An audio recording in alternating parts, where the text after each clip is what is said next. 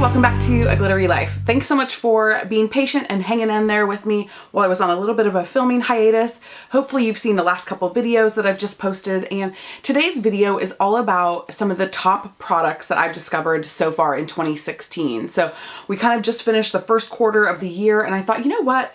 It would be a really good time to kind of assess like what is the best of the best so far over the last like 4 or 5 months. So I'm going to kind of go in order of like your face or whatever, and I want to talk about skincare first. It's so funny. This is the SK2 facial treatment mask, and this box comes with 6 masks. This changed my skin overnight. I could not believe it. I've used 2 of them so far. Sorry, I'm like blinding you with the label, I think. I've used 2 of them so far, and I legitimately cannot believe what they do for your skin. In terms of, I've never been like a big sheet mask person. I really love the Charlotte Tilbury like baby skin, whatever that mask is called. I can't, goddess like skin mask. I don't know what, I can't remember what it is, but I'll link it down below with everything else. I've always been like, that's my ride or die mask. And so this was kind of my first like real time like trying a sheet mask. This is phenomenal. This is totally worth the splurge. I felt like it tightened up my skin. I felt like it brightened my skin. I felt like it hydrated my skin, helped like sort of like knock down some of the redness. Do I look too pale right now? Sorry. I look really pale today. Anyway, knocked down some, there's all my redness, it's gone.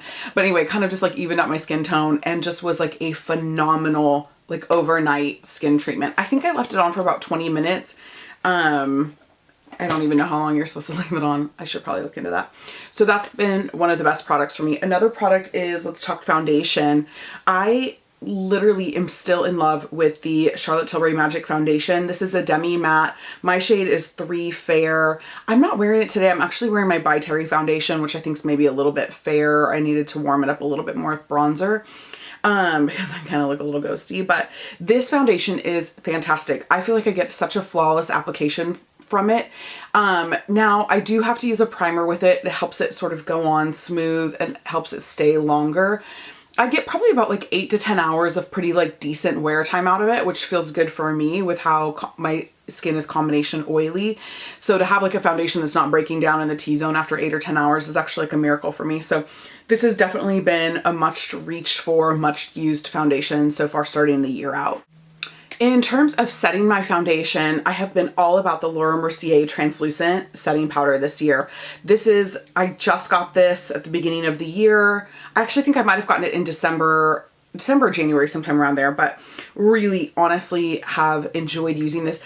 This powder though can get cakey really fast. I found that you have to use a very small amount and just lightly dust your face. Otherwise it can be cake city. So if you have this and you felt like it's really cakey, just kind of back off a little bit, use a little bit less, dust off your brush. I think you'll have better results, but this has been a great product for me. The product that I probably just cannot live without, and that I have used just the heck out of, is the ByTerry Sun Designer palette.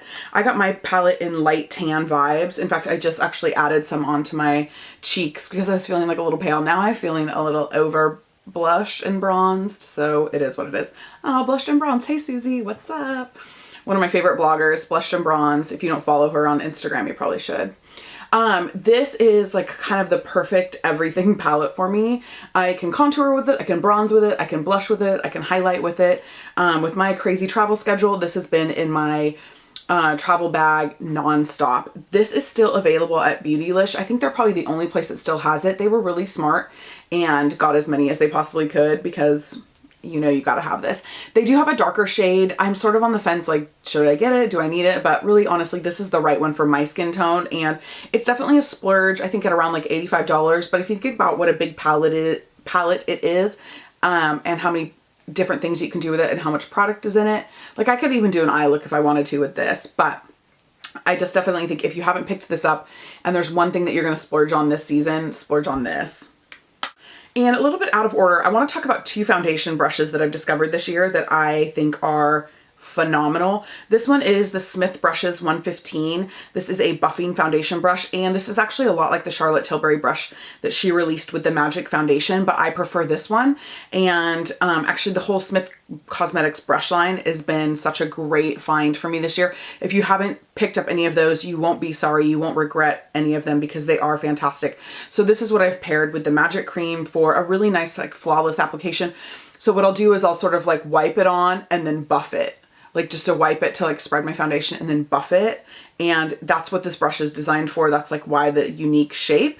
It's for spreading and buffing. So this has been like such an amazing foundation. And then on the higher end, like brush splurge, this is the Kevyn Aucoin foundation brush.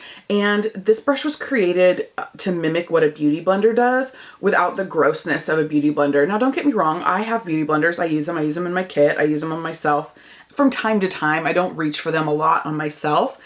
Because it sort of just like freaks me out. Like, you know, it's a sponge. Sponges are never clean. They're never sanitary, but it does give a flawless application. So I do, like I said, have them in my kit that I clean really well in between applications so that they're clean for people. But in terms of myself, I much prefer a foundation brush. So like I said, this mimics it. And actually this probably should go in my pro kit.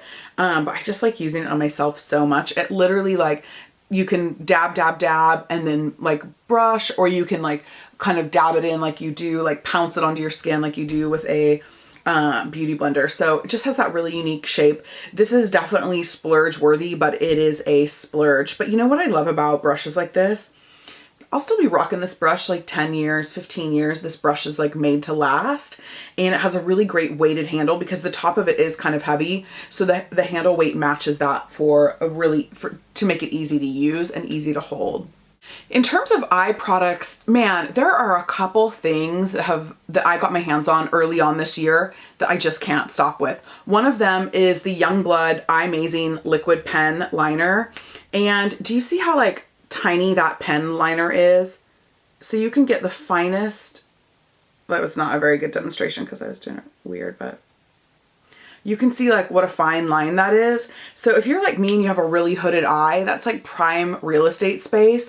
So you need a really nice fine eyeliner. And you know, I don't get the same results if I use a pencil eyeliner. It doesn't matter how sharp it is. It's still going to take up a lot more room on my lid space than I want to give away. So that's number one.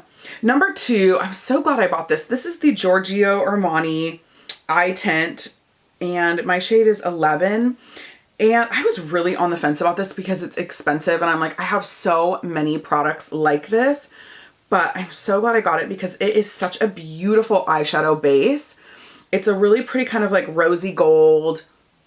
Oh, it's so pretty. I love it. It's also great just for an all over eye look. If I'm in a really big hurry, literally I'll just dab this on my eye, blend it out with my ring finger, put some mascara on, and then I'm out the door. But I still have like a really nice, like bright, like light, an eye that's going to reflect light. That's really what I'm trying to say. And I do feel like because you don't use very much of this product is probably actually worth it because it's going to last me quite a while as long as I make sure I keep that lid screwed on tight. But really, really pretty. And it's just a great eye base. And I found that I love pairing it. And this is no surprise that one of the best products that I've discovered in 2016 is the Natasha Denona eyeshadows. And I found that the Giorgio Armani eye tint makes a really beautiful base for the blue purple eyeshadow palette from Natasha Denona, which I just can't stop, won't stop, wear it every day, have it on today. I've really had to like force myself to use other eyeshadows, and like other eyeshadows that are, you know, that are coming out, I'm like not even tempted. I'm just kind of like, whatever. I've got my Natasha, like that's kind of all I need. So now don't think that stopped me from buying eyeshadows, because it sure hasn't, but it is really hard for me not to reach for these. People were squawking quite a bit about the price at the beginning of the year, but when you realize it's about eight and a half, I think $8.50, somewhere around there, under $9 a shadow. That's cheaper than MAC, you guys. You're just paying for it all up. But because Beautylish has the flex pay, really you're only paying for a third of it, and you pay it over the course of a couple months, which that made it worth it for me. That made it real easy. And then I have a couple like tools or a couple things that I just think, especially if you are wanting to like up your artistry, or if you are a makeup artist, or if you just have a huge collection of things that you need to like contain, a couple of these things will be really helpful for you. One of them, oh my gosh, I was like jonesing for this so hard. This is the Smith Folio. And now Smith Cosmetics sent me their full line of brushes. They were really generous, but I bought this. This is not cheap, but I bought it because one, they're a phenomenal company and I wanted to support them. And two, I had to have this for my pro kit. So this is a brush folio, which means And a lot of my brushes are out of here right now because they need to be washed from like work, but it has all these plates in it that you put your brushes in. So some of them are dual-sided. Like this one right here, I have a dual-sided brush plate that has different like, you know, brushes in it. And then some of them are single-sided. So you can do eyeliners, lip gloss, whatever. I mean, there's so many different things that you can do. I've seen people like with their Jeffree Star. This is like one of the large ones that has like for the bigger brushes. Like I've seen people with their Jeffree Star things in here. And now you can't expand it that much. Like I basically have 1, 2, 3, I have 4 brush plates in here, and that's it. That's all you can put in here. I have the double zip mesh pocket, but because I have so many brush plates, I can't fit it in here. And I could only fit one of the double-sided brush plates in here. So, but basically when all my brushes are clean, every slot is full, like every slot is taken. And that's exactly what I need for my pro kit. I can't tell you how much I love having this on set, how much this has been so easy for me, but you know what, if you just want to protect your brushes, you're like just a brush junkie and you've invested a ton of money and you want to just protect your brushes, this is a great thing to do with that. Or if you travel a lot, you could do a lot of your makeup in here all in one place with your brushes, and it would just be kind of easy for you. But for any of you who are makeup artists or aspiring makeup artists, you pretty much need to get this immediately. And if they're sold out, get on the waiting list. It's totally worth it. And then the last thing that I want to talk about has genuinely been one of my favorite beauty items of 2016, and that's Rae Morris's book, The Masterclass. And Rae Morris is a very, very famous, very talented makeup artist who does all kinds of incredible looks with makeup. And this book basically is, I think it has like 40 tutorials. I can't remember how many are in here. I don't know. I should have looked up to see how many are in here, but it has a significant amount of tutorials in here, step-by-step pictorial tutorials.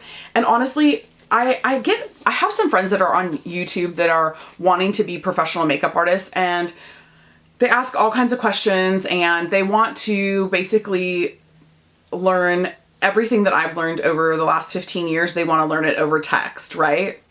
Which is, it is what it is. Like, I'm happy to share my information, but it's really unrealistic for people to, you know, think that that's like how you get a career as a makeup artist, because you text a makeup artist asking some questions. So I have suggested to all of them that they get this book. Anytime somebody texts me and wants to be a makeup artist and wants to know like, what's in my kit or what do I do or what's my favorite, I always say, you know what, do yourself a favor and order Rae Morris's Masterclass book and practice every single one of her tutorials. If you can master all of these tutorials, then you could be, what I would say is like, you could do really good work. Now, do you have to do that? I'm not trying to sound snobby. I'm not trying to sound like elitist or anything like that, but this is such a great instructional manual. And so even if you're just like a makeup junkie and you want to elevate your skill level, you want to be better at makeup, this is so helpful. It's really heavy. It's also a beautiful coffee table book, but honestly, my goal this summer is to go through and is do every single one of her tutorials on somebody else. Like, and actually for me to continue to practice and for me to continue to elevate my skill level is really important to me. So I just like to set goals for myself as a makeup artist. And this book really helped me kind of shape my 2016 goals. So it's just beautiful. It's worth it. It's not that expensive either. I mean, it's under $50. Which you can't get a makeup class for under $50. You can't even get a makeup lesson with me for under $50. So it's really worth the splurge. And these are some of the best things that I've seen in 2016. So everything is linked down below. Some of those links are affiliate links. It doesn't cost you anything, but it's really beneficial for me. And all of these are reputable brands or reputable products and not just kind of that weird random stuff that people affiliate link off of. I'm not into that. So anyway, thank you guys so much for watching and have a great day. Bye.